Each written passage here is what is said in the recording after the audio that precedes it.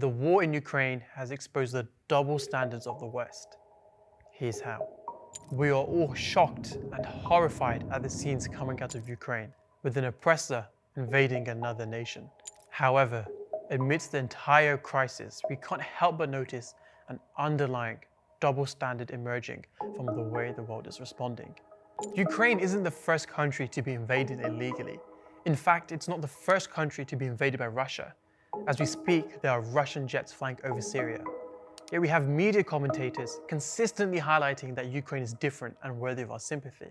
It's very emotional for me because I see European people with blue eyes and blonde hair being killed, children being killed every day with Putin's missiles. Why?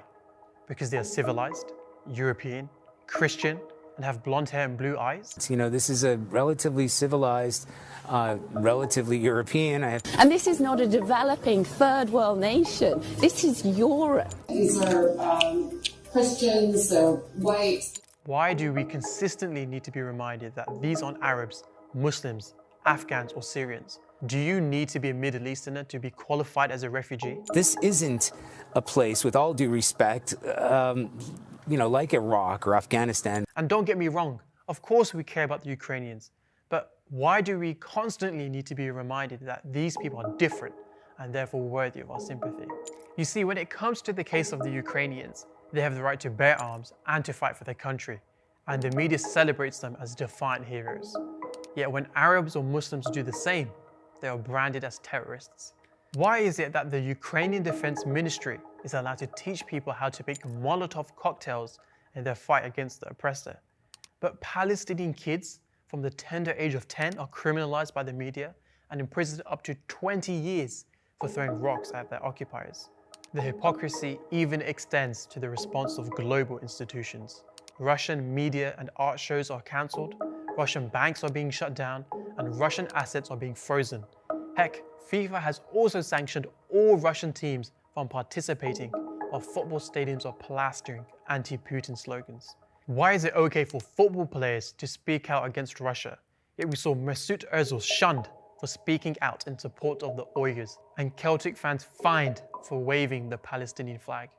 And when we look at the responses of world leaders, we see the exact same hypocrisy. Biden is somewhat shocked by a foreign country invading another. Who in the Lord's name does Putin think gives him the right to declare new so-called countries on territory that belong to his neighbors? But will never say the same thing about Israel invading Palestine. Boris Johnson is praising the resistance of the Ukrainians, but God forbid he say the same thing about a Muslim resistance. They are fighting back, perhaps with more effect, with more resistance than the Kremlin had bargained for. Obama has passionately spoken out against the actions of Russia and the need to impose sanctions. But where were the sanctions against US bombings against Iraq and Afghanistan? This isn't about whataboutism or what about the oppressed Muslim countries. We are not trying to deflect attention from Ukraine at all. But I'm left asking, why the double standards?